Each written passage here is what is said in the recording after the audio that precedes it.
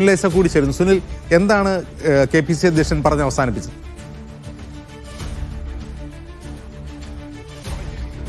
അജിംസ് എഴുതി തയ്യാറാക്കിയ ഒരു വാർത്താക്കുറിപ്പ് വായിച്ച ശേഷം കൂടുതൽ ചോദ്യങ്ങൾക്ക് മറുപടി നൽകാതെ സണ്ണി ജോസഫ് മടങ്ങുകയാണ് ചെയ്തത്. അദ്ദേഹത്തിന്റെ ഇരിട്ടിയിലെ വീട്ടിൽ വെച്ചാണ് അദ്ദേഹം 12 മണിയോടുകൂടി മാധ്യമങ്ങളെ കാണുന്നത്. സസ്പെൻഷൻ നടപടി മാധ്യമങ്ങൾക്ക് മുമ്പിൽ വിശദീകരിച്ചു. എന്തുകൊണ്ട് സസ്പെൻഡ് ചെയ്യേണ്ടി വരുന്ന ഒരു സാഹചര്യം ഉണ്ടായി എന്ന് അദ്ദേഹം പറയുന്നു. കേരളത്തിലെ സ്ത്രീ സമൂഹത്തിനെ വലിയ തോതിൽ ബഹുമാനിക്കുന്ന ഒരു പാർട്ടിയാണ് കോൺഗ്രസ്. അതുകൊണ്ട് തന്നെ അത്തരമൊരു ആരോപണം ഉണ്ടാകുമ്പോൾ അതിനെ അതിൻ്റെതായ ഗൗരവത്തിൽ പാർട്ടി എടുക്കുന്നു.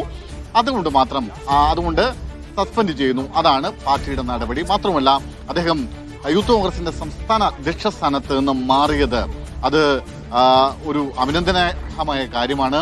അങ്ങനെ സ്വയം മാറാനുള്ള ഒരു തീരുമാനത്തിലേക്ക് അദ്ദേഹം പോകുന്നു.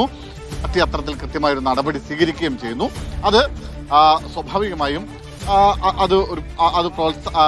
അതിനെ അഭിനന്ദിക്കേണ്ട ഒരു കാര്യമാണ്. പക്ഷേ അതിനപ്പുറത്തേക്ക് രാജി എന്നൊരാവശ്യം പൂർണ്ണമായും KPCC അധ്യക്ഷൻ തള്ളുന്നുവെന്ന് വേണം നമുക്ക് മനസ്സിലാക്കാൻ.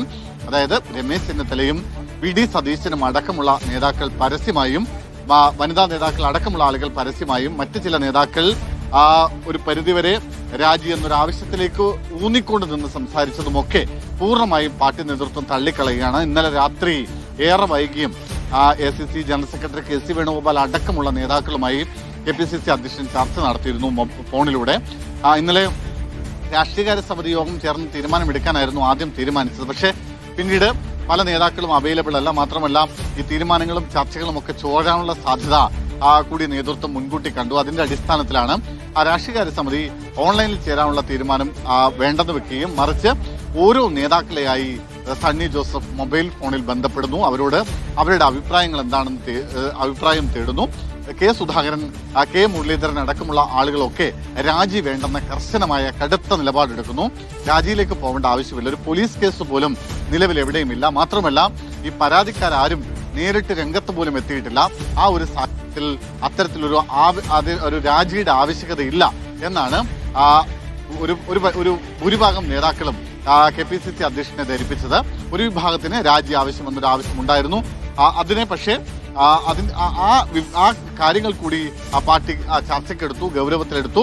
അതിനുശേഷമാണ് തൽക്കാലത്തേക്ക് സസ്പെൻഡ് ചെയ്യാമെന്ന തീരുമാനത്തിലേക്ക് എത്തുന്നതും. ആ സസ്പെൻഷൻ നടപടി ഇന്ന് KPCC അധ്യക്ഷൻ ഔദ്യോഗികമായി പ്രഖ്യാപിക്കാനിരുന്നതാണ്. പക്ഷെ അതിനു മുമ്പ് തന്നെ വാർത്തകളൊക്കെ വന്നു. തിരുവഞ്ചൂർ അടക്കമുള്ള ആളുകളൊക്കെ ഈ വാർത്ത ഔദ്യോഗികമായി സ്ഥിരീകരിക്കുന്ന ഒരു സാഹചര്യം പോലും ഉണ്ടായി. എന്തായാലും ആ കാര്യം ഔദ്യോഗികമായി പറയുകയാണ് ഇപ്പോൾ KPCC അധ്യക്ഷൻ ചെയ്തത്. മാത്രമല്ല, ഈ രാജി എന്ന പ്രതിപക്ഷത്തിന്റെ ആവശ്യത്തെ അദ്ദേഹം പൂർണ്ണമായും തള്ളുകയും ചെയ്യുന്നു. മുൻ മാതൃകകളൊക്കെ ചൂണ്ടിക്കാണിച്ചുകൊണ്ടാണ് അദ്ദേഹം പറയുന്നത് അതിന്റെ ഒരു ആവശ്യമില്ല, രാജിയുടെ ആവശ്യമില്ല. കാരണം ഇടതുപക്ഷത്ത് തന്നെ പല ആളുകളും ഉണ്ട് എന്ന് അദ്ദേഹം പറയാതെ പറയുകയാണ്. അതായത് മുൻ മാതൃകകളുണ്ട്, തന്നെ കൊണ്ട് അവരുടെയൊക്കെ പേര് പറയിപ്പിക്കേണ്ട. അതുകൊണ്ട് തന്നെ BJPക്കായാലും CPM-നായാലും ഈ രാജി വേണമെന്നൊരു ആവശ്യത്തിൽ ഉറച്ചു നിൽക്കാനുള്ള അല്ലെങ്കിൽ അങ്ങനെ ഒരു ആവശ്യം ഉന്നയിക്കാനുള്ള ധാർമ്മികമായ ബാധ്യതയില്ല, ധാർമ്മികതയില്ല എന്നാണ് അദ്ദേഹം പറയുന്നത്. അതുകൊണ്ട് തന്നെ രാജി പൂർണ്ണമായും തള്ളുന്നു. മാത്രമല്ല, ഇദ്ദേഹത്തെ ഈ UDF ബ്ലോക്കിൽ ഇരുത്തുമോ തുടങ്ങിയ ചോദ്യങ്ങളൊക്കെ ഉണ്ട്. ആ ചോദ്യങ്ങളോടൊന്നും അദ്ദേഹം കൃത്യമായി പ്രതികരിച്ചില്ല.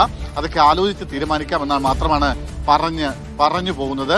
മാത്രമല്ല, ഈ കൂടുതൽ നടപടികൾ ഉണ്ടാകുമോ, അന്വേഷണം ഉണ്ടാകുമോ തുടങ്ങിയ ചോദ്യങ്ങളൊക്കെ അദ്ദേഹം പൂർണ്ണമായും സ്കിപ്പ് ചെയ്ത് പോകുന്ന സാഹചര്യമാണ് ഉണ്ടായത്. അതൊക്കെ പിന്നീട് തീരുമാനിക്കാം, പിന്നെ ആലോചിക്കാം എന്ന മറുപടിയിൽ ഇതിന്റെയൊക്കെ ചോദ്യത്തിന്റെയൊക്കെ ഉത്തരം ഒതുക്കുകയാണ് അദ്ദേഹം ചെയ്യുന്നത്. കൂടുതലൊന്നും പറയുന്നില്ല. അതായത് ഞാൻ നേരത്തെ പറഞ്ഞതുപോലെ എഴുതി തയ്യാറാക്കിയ ഒരു വാർത്താക്കുറിപ്പ്, ആ വാർത്താക്കുറിപ്പ് വായിക്കുന്നു. അതിനപ്പുറത്തേക്ക് കൂടുതലൊന്നും പറയാനില്ല എന്ന് പറഞ്ഞ് മടങ്ങുകയാണ് സണ്ണി ജോസഫ് ചെയ്യുന്നത്.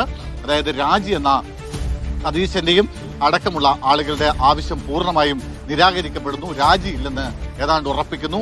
അതിന് ഈ ഉപതെരഞ്ഞെടുപ്പിലെ തിരിച്ചടി ഉള്ള ഭയം മൂലമാണോ രാജി വെക്കേണ്ടതില്ല എന്ന തീരുമാനത്തിലേക്ക് പോകുന്നത് എന്ന ചോദ്യത്തിന് അദ്ദേഹം പറഞ്ഞത് അത്തരം ഭയമൊന്നും ഞങ്ങൾക്കില്ല, അത്തരം രാജി എന്ന് പറയുന്നത് ധാർമ്മികമായി അവകാശപ്പെടാനുള്ള ധാർമ്മികത അവർക്കില്ല, പ്രതിപക്ഷത്തിനില്ല. അതുകൊണ്ട് അതിനപ്പുറത്തേക്ക് ഈ വിഷയത്തിൽ പരാതികളില്ല. ഔദ്യോഗികമായി ഏതെങ്കിലും തരത്തിൽ പരാതി വന്നിട്ടില്ല. ആ സാഹചര്യത്തിൽ രാജി വേണ്ട എന്താണ് പാർട്ടി നിലപാട്. അദ്ദേഹം ഔദ്യോഗികമായി രാഹുൽ മാങ്കൂട്ടത്തിൽ കോൺഗ്രസിന്റെ MLA അല്ലാതായി കഴിഞ്ഞിരിക്കുന്നു.